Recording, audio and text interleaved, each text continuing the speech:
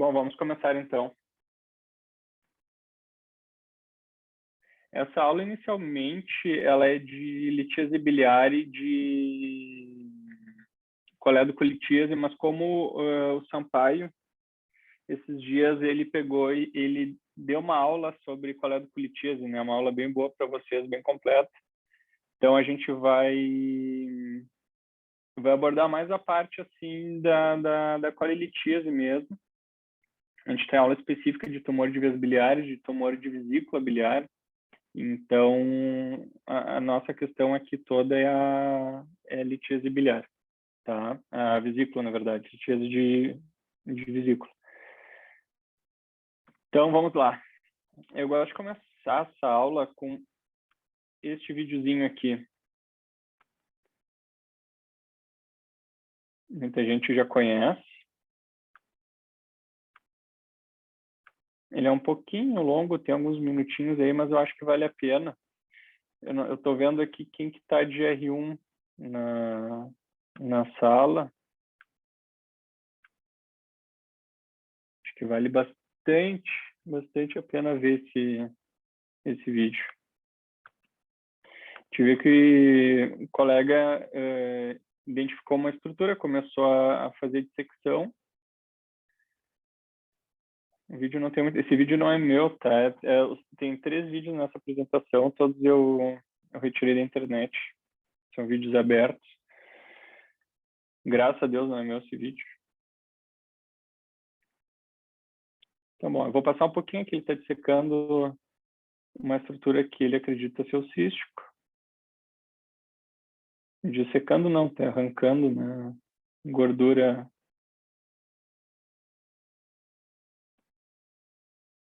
do ligamento hepatoduodenal. E assim a cirurgia progride. Sangra um pouquinho, enfim.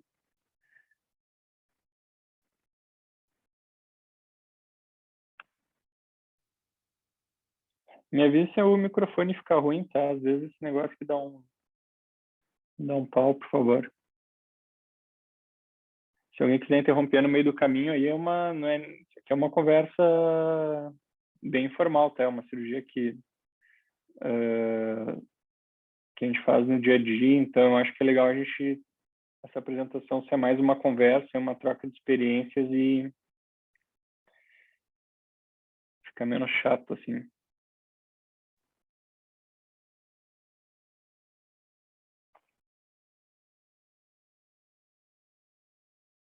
Segue a dissecção, vamos passar mais um pouquinho.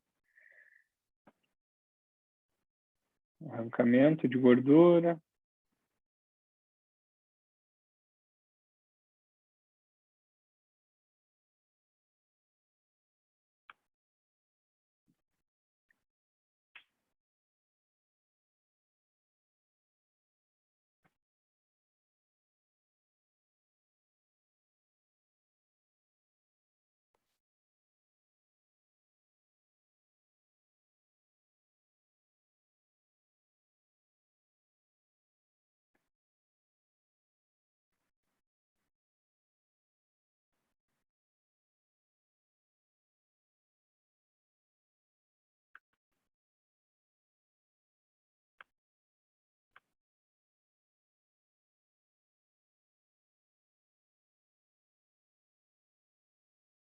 Eu vi que o Rodolfo está aí na sala. Tá aí, Rodolfo? Daí, professor, estou no plantão aí, Tranquilo? dando uma olhada. Ah, boa. Você está conseguindo ver o vídeo? Tô conseguindo ver. Uhum. Tá. Tu chegou a identificar alguma coisa aí até agora de diferente que tu teria feito? Como que tá? Cara, Mariana, eu não fiquei muito atento aqui que estava atendendo um outro chamado ali, mas pelo que eu consegui ver, eu acho que ele entrou muito inferior ali, né, na via biliar, na dissecção, acho que ele perdeu um pouco o parâmetro ali no infundíbulo, parece que ele entrou mais inferior, né? Boa. Uhum. Agora ele nos destaca aqui.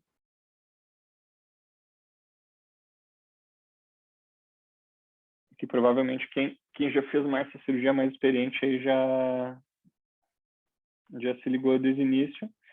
O mesmo o Rodolfo, como errum, já percebeu, né? Que a dissecção está feita bem longe do infundíbulo da vesícula, né? E eu não sei, mas o colega aí não viu que tem uma estrutura correndo logo ali atrás, entrando no fígado. Esse vídeo aqui é legal, assim, no início da apresentação, porque toda essa discussão que a gente está tendo e vai ter hoje e sempre fala nas colestectomias é justamente para evitar isso aqui.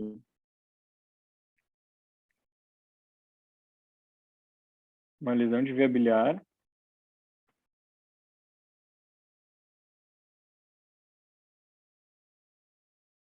Sepultamento do coto distal ali da via biliar e coto proximal já vazando bile, né? Porque ficou com o clipe tangenciando. E eu tenho a impressão que eu acho que até aqui ele não percebeu ainda, porque eu, pelo menos, não iria com tanta segurança, assim, com essa tesourinha assim, do lado da via biliar, dissecando.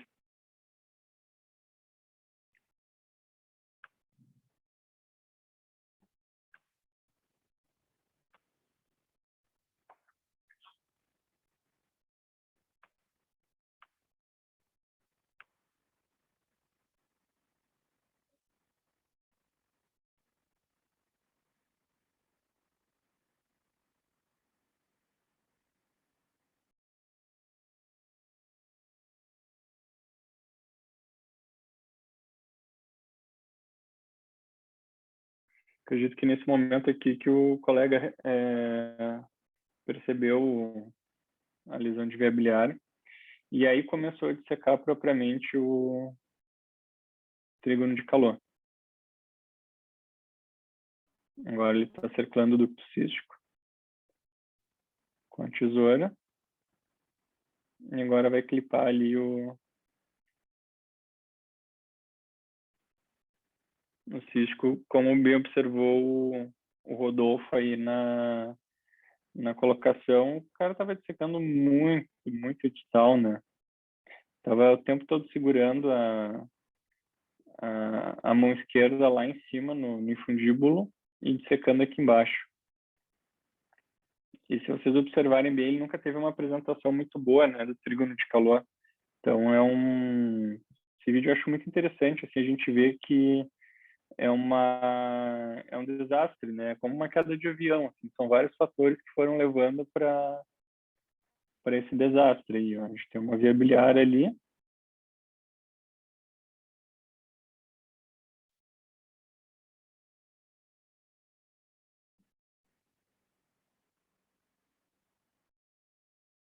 Os R2 aí que estão operando todas as vesículas. O que vocês fariam agora? Te chamaria.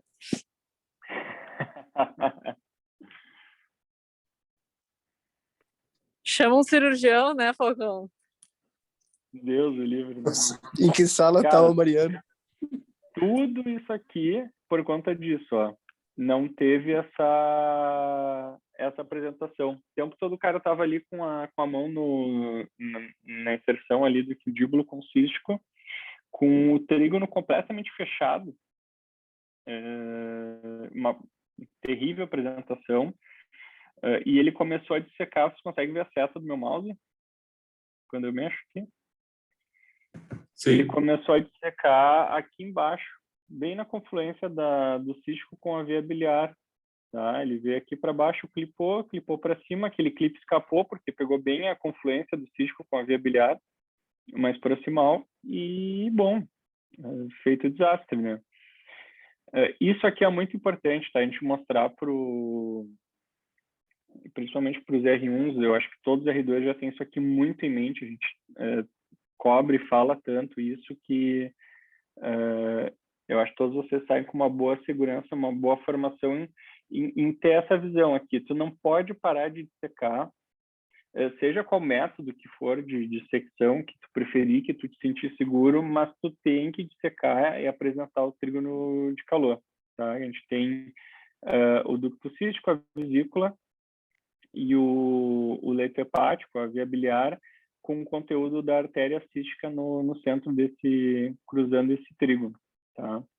Então, assim, a gente tem que ter essa apresentação, tá? A gente tem que estar com a artéria e o cístico separados do leito hepático, visualizando bem as estruturas indo em direção à vesícula, tá? Isso aqui depois eu vou voltar de novo a bater nessa tecla, porque, assim, isso aqui é a segurança de vocês, a segurança dos pacientes e segurança de vocês, tá? É importantíssimo isso aqui. Já desde agora os R1s aqui um pouco vão começar a fazer as cirurgias e começar a fazer as vesículas, a descolar as vesículas, e faz 2, faz 3, faz 5, bom, já é o monstro operador de vesícula, né? Então, tem que ter muito cuidado, tá? Isso aqui é terrível, não dá para brincar. Bom, nós sabemos, né, que é uma doença muito prevalente, a litíase biliar. A maioria é cálculos de colesterol e a grande, imensa maioria são assintomáticos. A gente tem fatores de risco para colilitíase, que... Deixa eu só ver que abriu um negócio aqui do chat no meio da minha tela. Deu. Fatores de risco para colilitíase, a gente sabe aquela questão que a gente sempre fala dos 4 Fs, né, da obesidade, sexo feminino, a mulher que já teve gestação, né, e a obesidade como 4 fatores de epidemiológicos, né, não é fatores de risco, são a epidemiologia nos mostra que nesses 4 grupos a frequência maior de colilitíase. Então, enfim, a gente tem também doenças hematológicas que cursam com hemólise, doenças intestinais como absorção, medicamentos, parasitose, questão de perda rápida de peso. A gente vê na bariátrica, os pacientes 6 meses depois, uma porcentagem considerável de pacientes, mais da metade eles têm colilitíase. Então, assim, e a obesidade também como fator de risco, né? Principalmente fator de risco para cálculos de colesterol. A boa e velha ultrassonografia, tá? Com uma excelente sensibilidade e especificidade para o diagnóstico de colilitíase. Nós conseguimos sempre ver a sombra acústica posterior, que é essa sombra escura aqui atrás dos cálculos, né? Que é onde o ultrassom faz a sombra de condução dele. A gente consegue ver a espessura da parede da vesícula, enfim, um diagnóstico bem tranquilo, tá? Isso aqui a gente vai voltar depois, tá? Eu vou falar mais na frente. Eu trouxe aqui para vocês um guideline de centros de estudo do fígado europeu. Tá? São algumas perguntas, assim, acho que vão me interrompendo, a gente pode ir discutindo a cada uma, eu vou passando rapidinho para a aula não ficar maçante, não ficar chata, porque são casos e perguntas recorrentes no nosso dia a dia, eventualmente alguém pode ter alguma colocação aí, me interrompe. Eu vou trazer esse guideline e depois tem um outro guideline mais atual, de 2020, que correlaciona algumas boas práticas para evitar lesão de via biliar. Tá? Então, assim, a gente consegue prevenir... Vocês vão ver que muitas dessas recomendações, muitas vezes, são opiniões de especialistas e não são recomendações fortes, tá? Com grau de evidência forte. Então, mas, enfim, é o que nós temos de publicação nesse aspecto hoje, tá? Então, assim, um estilo de vida saudável, manutenção do peso corporal, enfim, questões óbvias de qualidade de vida geral também tem influência na prevenção de cálculos de colesterol, tá? Não tem nenhuma evidência que sugere prevenir cálculos biliares. Só aqui. Então, assim, a questão do Ursacol tá? É cada vez mais discutida por conta da obesidade. Previne, sim, tá? A formação de cálculos no paciente que foi submetido à bariátrica, inclusive isso é recomendação em vários centros. Então, eu tenho uma única paciente que faz, eu sempre coloco isso para os pacientes, para eles terem essa informação, né, e tomarem essa decisão em conjunto. A grande imensa maioria, eu acredito que os colegas aí também têm essa experiência, preferem, se surgir, colilitíase e opera depois. Enfim, a cirurgia hoje, caráter ambulatorial, muito tranquila. Mas tem uma paciente que preferiu usar o Ursacol, tem pavor de cirurgia, e está usando, vamos ver, daqui a 6 meses, tomara que evite, né? Tem um preço de tratamento que agora já está bem menor, tá? Mas o paciente deve desembolsar aí pela dose, que tem que ser até, a gente coloca aqui de 500 miligramas por dia, então, por pelo menos 6 meses, tá? Então, o Zambon, que é a única fabricante, está com a patente para cair, se eu não me engano, agora, esse ano. Então, deve baixar o preço aqui no Brasil e a gente talvez ter o uso mais frequente. O Ursacol não previne, a gente não tem um trabalho, desculpa, que previne não, que trate, tá? A colilitíase de maneira eficaz, tá bem? Então, a questão de fazer a colicectomia profilática em cirurgias de obesidade, assim como outras cirurgias, também não tem evidência, tá? Que favoreçam, inclusive, algumas séries mostram que aumentam a chance de complicação, de operar um paciente obeso, enfim.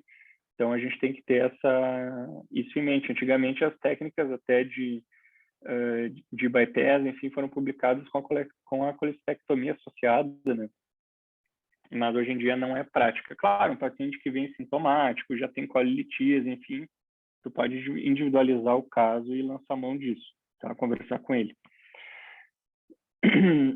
Então, a questão de prevenir... Mariano. Oi, pode falar. Só te interrompendo. Ali, Claro. a paciente que faz bypass, assim, obesidade que faz bypass nem no pós-operatório, não tem indicação de fazer colicistectomia? Preventiva, não. Preventiva, não. Esses pacientes, eles têm um risco grande de desenvolver colilitíase pela rápida perda ponderal. E isso, a fisiopatologia não é muito clara ainda, mas se o paciente fizer dieta, exercício físico e perder metade do excesso de peso, 80%, 100% do excesso de peso dele, esse paciente também tem maior risco de desenvolver colilitíase. Não é pela questão da cirurgia bariátrica, pela questão da rápida perda de peso, tá? Mas aqui o que ele coloca é a questão de prevenção, né? De fazer preventivo. Isso aí não é recomendado. Vou interrompendo aí. A gente já tira as dúvidas na hora, né?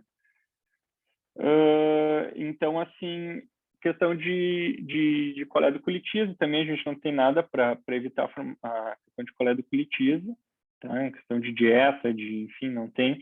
Alguns casos que pacientes com colangite esclerosante, algumas alterações da árvore biliar, enfim, a gente pode lançar mão de usar o Ursacol na prevenção, tá?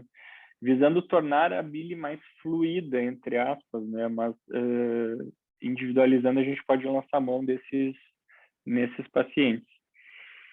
Então, a gente sabe, eu acho que todo mundo conhece já o quadro clínico, né, da colilitíase e da cólica biliar, né? Então, geralmente, o paciente com dor no quadrante superior direito, no hipocôndrio, com crises de cólica que duram até 30 minutos, enfim, que pode irradiar para o dorso, pode irradiar para o ombro. Esse paciente a gente tem que sempre suspeitar de colilitíase. Então, aqui, a questão do exame de imagem, nós conversamos ali da ecografia, continua sendo, e eu acho que para sempre vai ser o melhor exame para o diagnóstico. A gente pode lançar mão ainda se um quadro clínico é muito suspeito e não temos evidência na ecografia. A gente sabe que o exame é um exame de imagem examinador dependente. Então, a gente pode lançar mão de ultrassom endoscópico, que é um exame hoje em dia na nossa realidade ainda, inclusive nos convênios, no consultório, não é de fácil acesso a todo mundo. E a ressonância também, né? A gente pode sempre lançar mão da coluna de ressonância, que tem também uma excelente sensibilidade e especificidade. Aqui é uma questão que às vezes gera discussão, é o uso do antibiótico na colicistite aguda, tá? Então, assim, naquela colicistite branda que o paciente fica bem, não tem disfunção de nenhum órgão, o paciente sem comorbidades, enfim, então tu não precisa indicar tratamento com antibiótico terapia no pós-operatório, tá? Hoje acaba que meio que de rotina o paciente que interna na emergência com colicistite imediatamente já começa, né, o Subactam, enfim, aquele protocolo todo, mas se formos pegar a maioria dos pacientes que têm uma colicistite branda, não precisariam de tratamento antibiótico, tá? A questão de tratamento de pacientes assintomáticos, tá? 50 a 70% dos pacientes que têm colilitíase são assintomáticos, tá? Tem vários trabalhos mostrando que nós superindicamos o tratamento cirúrgico. E aqui eu acho que vale a pena nós abordarmos, principalmente vocês estão atendendo os ambulatórios ali. Muitas vezes, aquele paciente que está com sintomas dispépticos no posto, o médico do posto fez uma ecografia, viu uma colilitíase, achado muitas vezes incidental, e encaminha para a cirurgia geral na esperança de melhorar os sintomas do paciente. O paciente, muitas vezes, a gente pode não conseguir ajudar com a colistectomia. Então, a gente tem que ter muito cuidado nessa avaliação, até para não criar uma expectativa no paciente e não indicar uma cirurgia frustra, né? Que não vai ajudar de maneira alguma o doente. Então, o paciente que tem colilitíase e sintomas dispépticos, enfim, tem que ser muito bem avaliado para se é caso de cirurgia ou não, tá? Daqui a pouco ele tem uma gastroparesia, tem um refluxo, enfim, e às vezes até constipação, outras queixas do trato digestivo, e só porque apareceu uma colilitíase ali, acabam que vai para a colistectomia e os pacientes seguem com os mesmos sintomas depois. Então, hoje a gente sabe que 10 a 30% da população terá colilitíase, ou tem colilitíase, só que a maioria desses casos são assintomáticos, então não tem por que nós sermos operando todo mundo só por colilitíase. Claro que pacientes jovens, dependendo do estilo de vida, paciente viaja bastante, atleta, enfim, nós já começamos a repensar, individualizar cada caso, conversar com o paciente. Então, tem essa questão, tá? Mas aqui a gente está falando o que a literatura nos recomenda. A gente parte do pressuposto que a colilitíase sintomática não é cirúrgica, tá bem? A questão dos pólipos, né? Acho que é aquela regrinha que está todo mundo já careca. Pólipos maiores que 1 centímetro, tá? Tem mais risco de desenvolver neoplasia de vesícula biliar. Pólipos com crescimento num período de observação, entre 6 e 10 milímetros, com crescimento recente também, associado à colilitíase, tá? Mas é importante a gente ter claro que pólipos menores que 5 milímetros, mesmo que com colilitíase assintomática, esses pacientes nós não vamos operar, tá? A gente pode fazer segmentos, enfim, mas não precisa sair correndo e operar. Aí, claro, alguns casos por exemplo, paciente com colangite esclerosante, com pólipo, enfim, então a gente pode indicar cirurgia independente do tamanho, pelo risco maior já de neoplasia de via biliar e de vesícula. Aquela questão que nós discutimos antes, né, que não tem por que nós associarmos a colistectomia ou fazer a colistectomia preventiva. Nós sabemos que na prática, isso nós vemos na nossa instituição muitas vezes, a nefro, a cirurgia cardíaca, transplante pulmonar, enfim, eles solicitam avaliação para colistectomia pré-transplante, correção de hérnia pré-transplante, enfim. Então, rotineiramente não temos evidência, tá, para essa indicação. Porém, eu acho que tem que ser muito bem avaliado, muito bem discutido com as equipes assistentes. E se o paciente tem alguma cólica biliar, algum sintoma, que nós até ficamos em dúvida se tem relação ou não, eu já tenho uma tendência a mais a indicar a cirurgia, tá? A colicistectomia nesse tipo de paciente, porque às vezes uma colicistite pode ser muito grave, enfim, ter complicações que podem ser, inclusive, fatais para um paciente desses, né? Nós fizemos abrir um parênteses aqui, eu e a Mayara, nós fizemos uma colicistectomia numa paciente pré-transplante cardíaco, que estava internada há alguns meses já na UTI com droga ionotrópica, porque ela não conseguia sair nem da cama da UTI, ela precisava de droga para ajudar o coração a ter o mínimo de fração de ejeção. Essa paciente, nós fizemos a colicistectomia profilática a pedido da equipe de transplante cardíaco com pneumoperitônio de 6, tá? Então, é algo que a gente sempre pode, o paciente anticoagulado, enfim, é algo que a gente sempre pode considerar nesse perfil de paciente, mesmo em pacientes limítrofes. Tinha uma fração de ejeção de 18, se eu não me engano, não lembro se era 18 ou 16. Mas enfim, só abrindo parênteses, que sempre é possível, tá? Mesmo em casos extremos. E, enfim, o pior que poderia acontecer, que nós conversamos, era a gente fazer a conversão para cirurgia aberta, mas deu tudo certo. Quer dizer, ela fez um sangramento de parede abdominal, mas deu tudo certo, foi transplantada, enfim, hoje tem casa. Vamos passar aqui o próximo. A questão de antibiótico profilaxia também é bastante discutido. Às vezes, quando isso aqui cai em questão de prova de residência, sempre um estresse. Então, nós não temos, a princípio, evidência de benefício na colicistectomia eletiva no paciente com uma cólica biliar. Então, nós não temos evidência nenhuma para antibiótico profilaxia nesses pacientes. Tá? A gente sabe também que, na prática, a gente acaba fazendo muitas vezes, mas eu creio que é algo que possamos rever. Daqui a pouco até fazer um trabalho, né? Aí na equipe pode ser o TCC de alguém, comparando o uso ou não do antibiótico.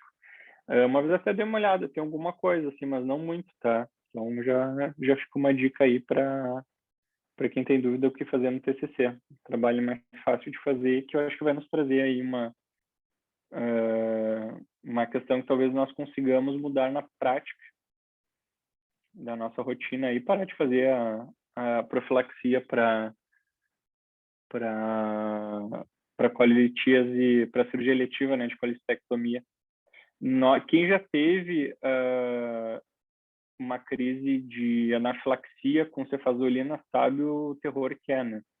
Então, esse tempo eu estava numa cirurgia, o Falcão estava comigo, uma paciente na indução fez uma anafilaxia, um broncoespasmo terrível, chegou a 30 de saturação e nada, fazia aquele pulmão abrir, até que começou a responder e graças a Deus deu tudo certo.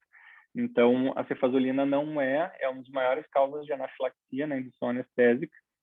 Então, não é uma droga inerte e eu acho que a gente tem que considerar isso aí, tá bem? A questão da colangiografia de rotina, né? Isso aí também, volta e meia, nós estamos discutindo. Não é necessária, não é recomendada, tá? Depois, nos guidelines de prevenção de lesão de via biliar, até eles colocam que em casos de colicistite aguda, enfim, na dúvida da anatomia da via biliar, até se considera fazer e se recomenda fazer. Mas de rotina em cirurgias eletivas não é obrigatório fazer, tá?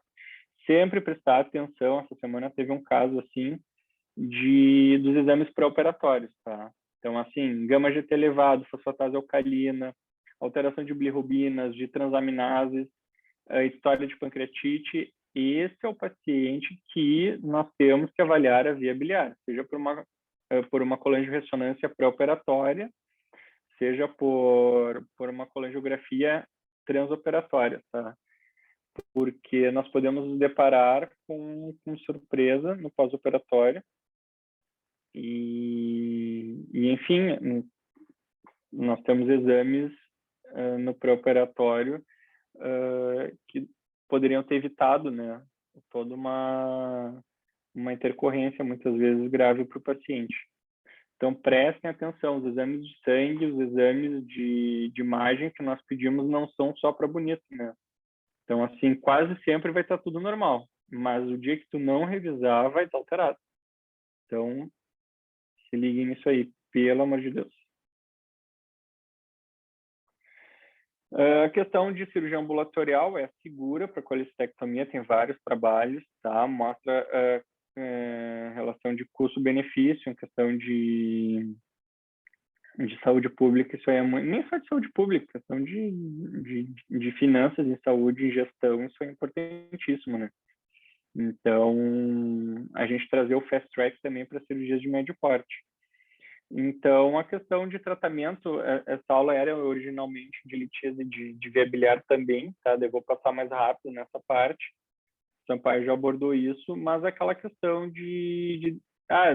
fizemos a colangiografia, tínhamos uma suspeita e confirmou a coledoclitíase. Então, assim, se tu tá no centro, tem expertise, tem materiais, instrumentos, tu quer explorar a via biliar, tu tem tu tem embasamento científico para tomar tal conduta. E se tu não tem, enfim, e prefere no segundo momento fazer uma CPRE, também não está errado, tá? Mas a exploração de vias biliares não caiu por terra, tá? Nós estamos muito, inclusive, mal acostumados, eu acho que outro parênteses que vale a pena abrir aqui, nós temos endoscopistas muito bons na casa. E eles resolvem praticamente 100% dos problemas de coledoclitíase. Isso não é realidade aí fora do interior ou fora do estado. Então, temos que ter cuidado, tá? Porque a questão de coledoclitíase, principalmente os residentes da cirurgia digestiva, ter essa formação de explorar uma via biliar, fazer isso por videolaparoscopia, é muito importante, tá? Tu ter esse domínio aí muitas vezes consegue facilmente. Já tivemos casos muito fáceis, que a gente abriu a via biliar, fez um flush com soro e o cálculo saiu. Ao mesmo tempo, já tivemos casos dificílimos, assim, de horas de cirurgia por remoção de cálculo. Tá? Enfim, mas nós estamos resguardados aí na literatura para tomar a conduta de exploração se a equipe achar que é o caso. Alguns casos especiais, assim, paciente cirrótico, tá? Child A, Child A, Child B, principalmente Child A não tem nenhum problema. Paciente Child B, nós já começamos a ficar mais preocupados com descompensação da cirrose no pós-operatório. E nos pacientes Child C, tá? Nós tentamos tentamos evitar a colecistectomia, tá? Então, nós temos um índice de complicação maior, os pacientes descompensam mesmo. Então, eu já tive Child B que descompensou, ficou drenando a CIT horrores e foi difícil o manejo pelos portais. Então, enfim, é terrível. Uma dica aqui também, que eu até coloquei essa imagem à direita de vocês, lembrem, principalmente os pacientes Child B, eles podem ter a recanalização da veia umbilical no ligamento redondo, né? Então, se tu entrar supraumbilical ali na linha média, tu pode te deparar com vaso de grande calibre e com sangramento importantíssimo, tá? Então, com risco de evoluir mal para óbito mesmo, se sanguinar o paciente. Então, uma conduta que eu costumo tomar é fazer um rasson no hipocôndrio direito, usar o trocáter já de 10 para 10, 11 ou 12, enfim, para fazer para clipar as estruturas com a mão esquerda e usa um de 5 no epigastro. Ou se tu porque quer fazer na linha média, faz o infraumbilical, pelo menos, tá? Porque algumas vezes, infelizmente eu não achei as fotos que eu queria aqui, nós podemos nos deparar com uma veia recanalizada no ligamento de grande calibre, assustador. Então, vocês vão ver ainda, não é tão incomum isso. Prestem atenção, tá? Evitem linha média esses pacientes cirróticos, principalmente Child B. Questão da gestante, né? Também sempre uma discussão, volta e meia o centro obstétrico pede avaliação, tá? É uma cirurgia segura, tá? Claro, a gente vai fazer na paciente que é sintomática. Colicistite tu opera independente do semestre da gestação, tá? Cólica biliar, enfim, tu pode reavaliar, tu pode conversar com a paciente, com o obstetra também, dependendo do trimestre que o paciente se encontra, que a gestante se encontra, né? Mas é uma cirurgia segura, tá? Mesmo assim, questão de CPRE, em paciente que vai fazer coledocolitíase, tem como proteger também o feto e não se tem muito receio em relação a isso, como já tivemos, né? Essa é uma publicação de setembro do ano passado do JAMA, que, resumindo, assim, paciente que tem colilitíase, tá? Gestante com colilitíase sintomática, tá? Que não está com colicistite, tu pode tentar fazer uma analgesia, deixar a linha NPO, ver se melhora com manejo conservador, senão tu indica a cirurgia para ela. Na paciente que já vem com colicistite, fazer a cirurgia, tá? Tanto laparoscópico quanto aberto. Não tem contraindicação, obviamente a gente prefere, né, a via laparoscópica, mas é um fluxograma de tratamento aí publicado no JAMA agora do ano passado. Então, paciente gestante que está sintomática, não responde, ou aquela paciente que fica retornando à emergência por cólica biliar ou no seu consultório, tem que operar esse paciente. Colicistite ou, enfim, alguma complicação também não se discute, tá? Inclusive pós-pancreatite, enfim. Aquela boa e velha discussão, né, é mais velha a discussão, na verdade, do que boa, é a questão do esperar esfriar, enfim. A gente tem várias opiniões em vários centros e isso ainda não está muito bem determinado, tá? A gente tem alguns trabalhos com um número não muito grande de pacientes, mas mostrando o benefício de tu operar logo essas colicistites, tá? Mesmo que tenha passado das 72 horas, mas mesmo no consenso ali que eu falei de experts em cirurgia hepatobilio, eles têm preferência em operar nos primeiros 3 dias de colicistite, de sintomas, não chegam a deixar muito claro assim, a questão de passar mais tempo, operar ou não. Nós temos esse trabalho com ensaio clínico randomizado, tá? Que mostrou que mesmo depois de 72 horas, a colicistectomia ainda é segura, reduz o número de dias de internação, obviamente, e qualidade de vida, enfim. Então, é um trabalho que tem 80 pacientes, 40 e poucos pacientes para cada lado, então também não é um grande trabalho aí que convence a todos os serviços a mudarem a conduta. Mesmo do ano passado, nós discutimos, mesmo dentro do hospital, nós temos equipes com condutas variadas no manejo da colicistite. Eu, particularmente, sempre opero, tá? Independente do início dos sintomas.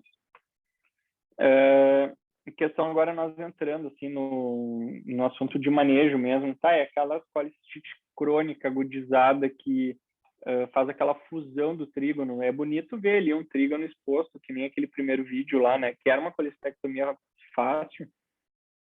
É bem bonito de tu falar em dissecção do trígono, né? Só quem já pegou uma colicistectomia difícil com fusão das estruturas do trígono sabe como muitas vezes isso aí pode ser complicado. Então, a colicistectomia subtotal, tá, se torna um excelente aliado para a gente evitar a lesão de via biliar. Muitas vezes não é possível a dissecção do trígono, tá, e não é recomendado que se force essa dissecção se as as estruturas estão fundidas, os tecidos estão fundidos mesmo. Enfim. Então, esse trabalho interessante que mostra que nas colestectomias subtotais, se avaliou o subgrupo que não foi fechado o coto do infundíbulo, se deixou drenado, e com um grupo que se fechou o coto do infundíbulo ali. Fez a colestectomia subtotal, tu não conseguiu chegar ao cístico para dissecar, então tu acabou fazendo uma colestectomia subtotal e amputou na região do infundíbulo. O que a gente vê olha a diferença de fístula biliar, 42% de fístula biliar no grupo que não fechou o coto de infundíbulo, ao passo que apenas 16% no grupo que se fechou. Ou seja, a gente sempre cobra, né, questão de sutura laparoscópica, e mesmo o cirurgião que não tem treinamento e optar por converter a cirurgia para cirurgia aberta, fazer o fechamento do coto do infundíbulo. Tá? Aqui eu vou mostrar um outro videozinho, que é uma situação parecida com essa, uma colestite crônica agudizada, o hipocôndrio direito completamente bloqueado.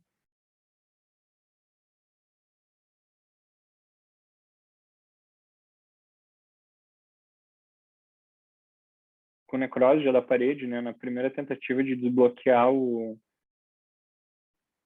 infundíbulo, nós já nos deparamos com bile, necrose evidente. Esses casos, acho que são casos bons para uma dissecção inicial romba, nós identificarmos os tecidos, sempre bem devagar.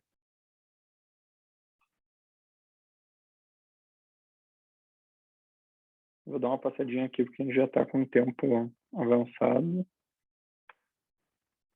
Esse é um dos casos que eu estou mostrando aqui que, obviamente, daqui a pouquinho a gente vai olhar ali embaixo, tu não consegue fazer uma dissecção segura do trígono de Calot, né? Esse é o tipo de caso que tu vai falar para o cirurgião desde de trígono de Calot, ele te tira a pinça, né?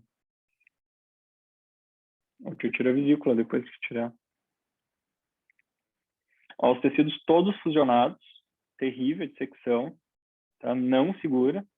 Tive as estruturas do ligamento hepatoduodenal aqui completamente fundidas. O que ele fez foi aproveitar aquela brecha que já tinha de perfuração ali. E por dentro da vesícula, ele identificou o infundíbulo. Tá? Lá dentro, em rosinha, nós conseguimos ver ali o infundíbulo com a saída para o ducto cístico. Tá? Ele vai fazer uma colestectomia parcial. Esse caso eu acredito que seja a melhor conduta. Tá? Esse vídeo não termina com o que ele fez com o coto ali, mas nós sempre tentamos retirar mais de vesícula que está sendo retirado. Esse vídeo também não é da equipe, ele é um vídeo retirado da internet. Um vídeo aberto aí para todo mundo. Esse é um caso aqui que vale a pena fazer dissecção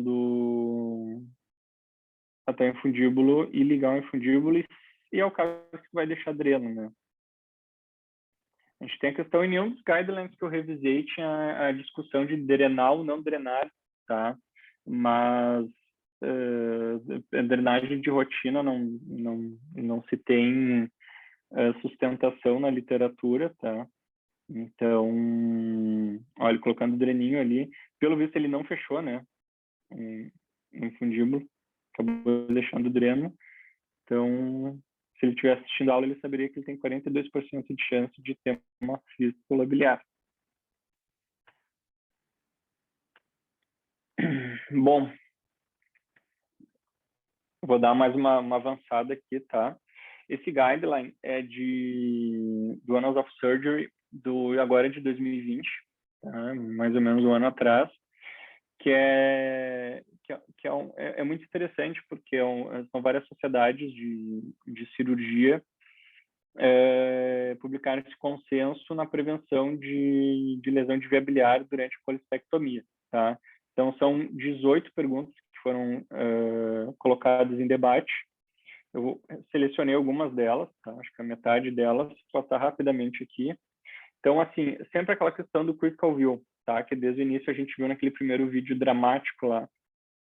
Então, sempre se sugere fazer o critical view, é o que nós temos hoje de mais seguro, de técnica mais segura para dissecção do trígono de calor e da colecistectomia, tá? É o estado da arte, é o padrão ouro para colecistectomia, sempre fazer o critical view.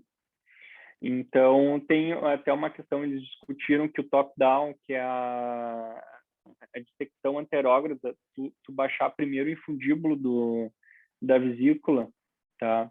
E comparar essa técnica, até chegar no cístico, ou comparar essa técnica com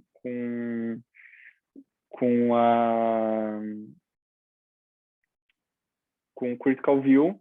Então, a gente tem que ter sempre em mente que o critical view é o mais importante, e casos, obviamente, que tu não puder dissecar, como aquele vídeo que eu mostrei, tu vai lançar a mão da dissecção anterógrada até chegar no coto do infundíbulo e realizar a sutura.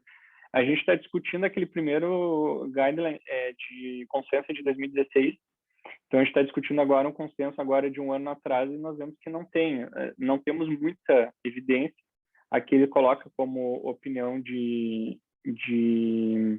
especialistas, então nós continuamos com poucas evidências, mas o mundo inteiro segue a mesma linha de conduta, tá, de pensamento na colecistectomia difícil, na prevenção de lesão de via biliar. Então, a questão de imagem na intraoperatória, quando é difícil a anatomia, tá? Então, a gente tem que lançar a mão da colangiografia transoperatória, tá? Tem uma discussão de tu usar o ultrassom laparoscópico, se tu tem treinamento, tem disponível, tu pode usar também, acho que é um avanço enorme, mas nós não temos isso disponível na nossa rotina, tá? Usar outros marcadores, como indicianina, enfim, de marcadores de via biliar também podem ser usados, mas também não temos nenhum trabalho, são todas opiniões de expertos. Mas sempre lançar mão, que é importante, lançar mão da imagem do transoperatório, tá? Nós podemos fazer uma colangiografia. Então, mesmo nessas vesículas difíceis que tu consegue acessar um infundíbulo por dentro da vesícula apenas, tu consegue passar um catéter ali e fazer uma colangiografia, e isso te dá uma segurança. Tá bem? Então, assim, seguir as recomendações nós temos hoje 2 ou 3 classificações de colicistite para tu ter uma ideia, assim, da bronca que tu vai encarar pela frente. Então, eles recomendam, eu trouxe aqui o critério de Tóquio, tá? São 3 graus de dificuldade para avaliação da colicistite aguda. Então, tem um critério da Sociedade Americana de Cirurgia também, que é bem parecido. Então, a colicistite mais branda, sem disfunção, paciente saudável, enfim. O grau 2, uma colicistite moderada, que já tem uma leucocitose maior que 18 mil leucócitos. As queixas maiores que 72 horas, a gente palpa aquele plastrão no hipocôndrio direito. E o grau 3, que é a colicistite mais grave, que graças a Deus raramente nós temos, mas já tivemos na equipe pacientes na UTI em choque séptico com disfunção renal, enfim, necessitando diálise por conta de uma colicistite. Então, geralmente são pacientes mais doentes, enfim, que chegam a esse ponto. Aquela questão da resolução, né, da colicistectomia, tá? A gente vê que aqui continua sendo o assunto que não está definido, tá? Então, eles falam que os pacientes com uma colicistite branda, enfim, tentar resolver logo, tá? Preferencialmente dentro dos primeiros dias de sintomas, mas os casos mais complexos, mais avançados de colicistite, como os graus 2 e 3 de Tóquio, nós não temos evidência, enfim, e aí cabe a experiência da equipe, enfim, tomar suas condutas, tá? A questão da colicistostomia, o paciente que chega grave, enfim, Nós recebemos semana passada uma paciente com uma colicistite com perda de função renal, enfim, uma paciente com provavelmente fez necrose da vesícula com abscesso hepático por contiguidade, enfim, nós acabamos drenando o abscesso hepático. Se essa paciente tivéssemos feito só uma colicistostomia, aqui eles trazem uma discussão de tu fazer uma colicistectomia de intervalo ou só observar. Se o paciente é fit para cirurgia, depois da resolução do quadro inflamatório agudo, tu faz a colicistectomia. Porém, no paciente que cardiopata grave, enfim, com outras comorbidades, tu pode considerar observar. Tá? Não tem... Também são opiniões de especialistas, tá? O grau de evidência em todas essas discussões não são bons. Muitas vezes a gente se depara apenas com opinião de especialistas, mas é mais ou menos o que nós seguimos, né? E eu acho que é válido a discussão. Então, aquela questão assim de cirurgião mais experiente, menos experiente, se isso reduz a questão de lesão de via biliar. Então, o que eles falam é que o cirurgião que tem menos experiência em colicistectomia, que ele tem um baixo limiar assim de pedir ajuda, tá, para alguém mais experiente. Então, justamente para diminuir o risco de lesão de via biliar. Aqui eu ia falar um pouco de lesão de coledocolitíase. Não, acho que não vê o caso, enfim, vocês já discutiram, tá, com o Sampaio, nós vamos ficar chovendo no molhado. Hoje, basicamente, o que nós seguimos é essa ordem, assim, da suspeita de coledocolitíase, ultrassom de abdômen, ou coluna de ressonância, fazemos a CPR pré-operatória e a colicistectomia em seguida, tá? Não é errado, alguns grupos fazem a colicistectomia, a CPR depois, fazem a CPR transoperatória, que alguns trabalhos já nos mostram ser superior, tá? Então, você consegue fazer um rendezvous, que se chama, você consegue passar um catéter transcístico, facilita o acesso à via biliar do endoscopista. Então, é sempre eu acho importante a gente ter essa informação aí. A gente não tem nenhum cirurgião na casa com formação para CPR que eu acho que se pilharia aí de entrar nas colicistectomias. Tem uma questão também de remuneração dos profissionais, como que ficaria. Então, acho que o nosso meio ainda não é a realidade, mas é sempre uma alternativa, tá?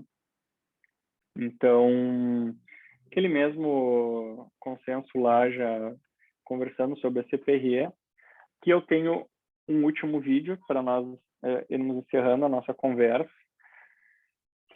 Tem alguma dúvida, alguma pergunta? Acho que já podemos ir discutindo enquanto a gente olha esse vídeo, tá? Para ir aproveitando o tempo, tá? Ali ele já ligou a artéria cística, tá? O vídeo ficou um pouco mais rápido. Ô Mariano, tu conseguiria comentar um pouquinho sobre a abordagem de síndrome de Merise? Sim, Mai. Eu até esqueci de colocar, sabe que eu tinha separado, eu esqueci de colocar na aula. Que bom que tu lembrou. Um casinho aqui na residência, acho que seria bom para a gente discutir um pouco também. Sim, eu acho perfeito, Mai, perfeito. A síndrome de Merise, a gente sabe que tem alguns graus, né? Vai de 1 a 4, conforme a evolução a progressão da inflamação crônica, né? Uma pena mesmo, depois eu vou colocar nessa aula. Então, para quem não está acostumado aí com a síndrome, a gente sabe que aquela, grosseiramente falando, aquela fusão do infundíbulo da vesícula na via biliar. Você pode cursar com obstrução, com coledocolitíase, e muitas vezes a gente pode ver nessas vesículas com inflamação crônica aquela fusão do infundíbulo da vesícula direto na via biliar. Tá? Tu vem dissecando lá de cima, e tu vê, pô, não tem cístico nesse paciente. Quando tu vê, tu já está dissecando a confluência da vesícula com a via biliar, tá? 3 semanas atrás eu operei a esposa de um colega com merise grau 1. O que a gente fez? O que eu gosto de fazer, tá? Isso aí também tu não encontra nos consensos, enfim, mas recomendado, aquela dissecção top-down, dissecção anterógrada, tu disseca o fundo da vesícula, tu deixa a vesícula presa única e exclusivamente pela via biliar, tá? Tu seca totalmente do parênquima hepático, e aí tu consegue, ó, o seu colega aqui já tinha clipado a via biliar, e agora a mesma coisa que aconteceu naquele primeiro caso. Ele foi soltar a vesícula do parênquima hepático e se deu conta que tem uma via biliar ali. Então, fazer essa dissecção anterógrada até tu ter o infundíbulo em contato exclusivamente com a via biliar, tá? E aí, dependendo do grau de miríase que tu tem, um grau 1, um grau 2, geralmente tu consegue fazer uma sutura, um fechamento ali com seda do infundíbulo da vesícula, tá? Grau mais avançado de miríase, às vezes pode ser necessária até a instalação de dreno de Kerr, tá? Requer uma melhor experiência em via biliar, mas para o cirurgião geral, que, por exemplo, está no interior ali de Cacimbinha, sei lá, ele pode lançar a mão do fechamento do infundíbulo, tá? Ou da colocação do dreno de Kerr e encaminhar para um serviço de referência. Tá? Vamos supor assim, tu tá sozinho no interior, enfim, tu voltou para tua cidade natal, tu tá com uma vesícula difícil, que tá com problema, suspeitando de lesão de via biliar, enfim, tu pode parar essa cirurgia, tu pode suspender essa cirurgia, drenar o leito ali da vesícula, sem heroísmos, tá? Então, casos difíceis, assim, para uma situação que tu tá extrema, que tu não tem ali, na sala do lado tem alguém mais experiente para tu pedir um socorro, tu pode lançar a mão disso, tá? Eu acho que é o mais prudente a se fazer e tentar o mais rápido possível encaminhar para corrigir uma lesão de via biliar, talvez já feita, ou para resolução do problema, tá? A gente sabe que em muitos lugares aí tu não tem colangiografia, aqui a gente está discutindo ultrassom ultrassom transoperatório. Em vários lugares a gente sabe que não tem nem colangiografia transoperatória, não tem nem torre de vídeo. Então, a gente sabe que não é realidade do nosso país. Tem um censo, acho que de 2012 ou 13, que foi evidenciado que 80% das colestectomias no Brasil ainda são realizadas pela técnica convencional. Convencional é uma palavra até que hoje em dia a gente tem que relativizar, né? Mas é pela técnica aberta. E então nós estamos em grande centro, a gente tem esse viés aí, né, de formação. Tem alguma colocação a mais aí, mas do miríase que eu não coloquei aqui, eu esqueci mesmo, me passei, peço desculpa.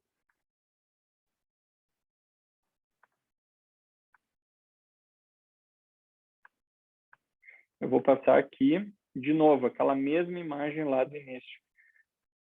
Não desistam de conseguir dissecar o trígono de calor, tá? De tu conseguir essa visão aqui, tá? Na grande imensa maioria das colestectomias, tu vai conseguir, com maior ou menor dificuldade, tu vai conseguir.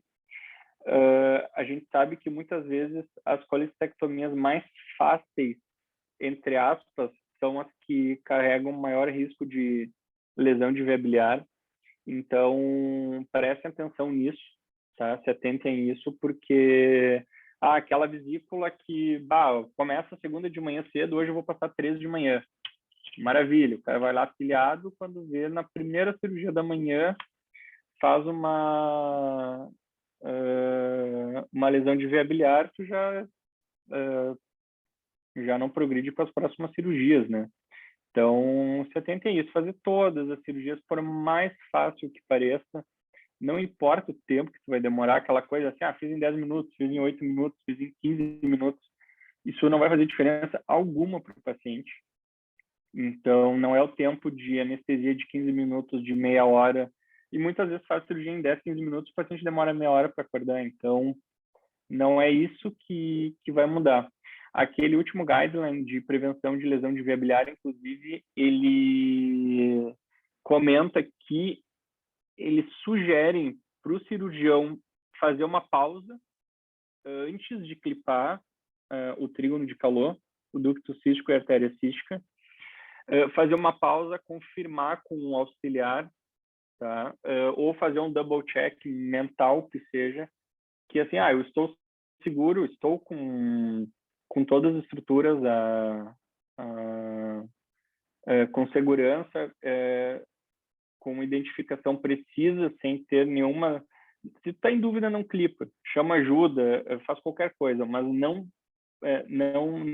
dá chance para o azar, tá? Não vai na sorte, vou cortar aqui e era isso, porque tem mais 2, 3, 4 vesículas para passar e, enfim, isso aí não vem ao caso, tá? Vocês têm responsabilidade com os pacientes, com o serviço, então, e a responsabilidade é aquilo que a gente sempre fala, né? O Natalino sempre fala isso, que é do mais graduado que está dentro da sala cirúrgica. Sempre o mais graduado vai ter que pedir ajuda. Então, chamou R3, não consegue resolver, chama R4, chama o preceptor. Então, o importante é tu pedir ajuda, não dar uma de herói, tá? A gente já viu lesão de veia biliar feia, tá? Eu acho que a gente bater tanto nessa tecla e cobrar tanto de vocês, a maioria das lesões de veias biliares que nós vemos são de fora, a imensa maioria, acho que praticamente todas, mas é sempre importante estarmos atentos, tá? Então, estão numa fase agora de aprendizado, de começa a ter aquela segurança, assim, que estou apto a operar toda e qualquer vesícula, e aí que começa a vir os problemas, tá? Então, por favor, se atentem a sempre dissecar bem, a sempre pedir ajuda e a lançar mão da colangiografia, né, no transoperatório. Eu acho que isso é sempre uma opção importante, até a colestectomia subtotal, a dissecção anterógrada do fundo da vesícula, tu vir baixando e dissecando do leito, também é uma opção excelente nesses casos difíceis. E nesse caso sempre tentar fechar, né, o que tu tiver de coto ali de infundíbulo, assim como na síndrome de Merise, tá? Dúvidas, perguntas, discussões? Alguém tem mais alguma colocação aí?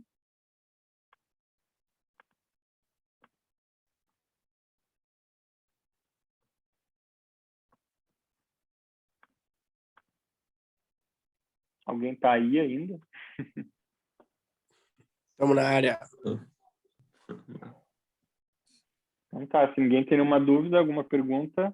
Os R2 estão operando bastante as colestectomias, estão fazendo quantas aí, Falcão?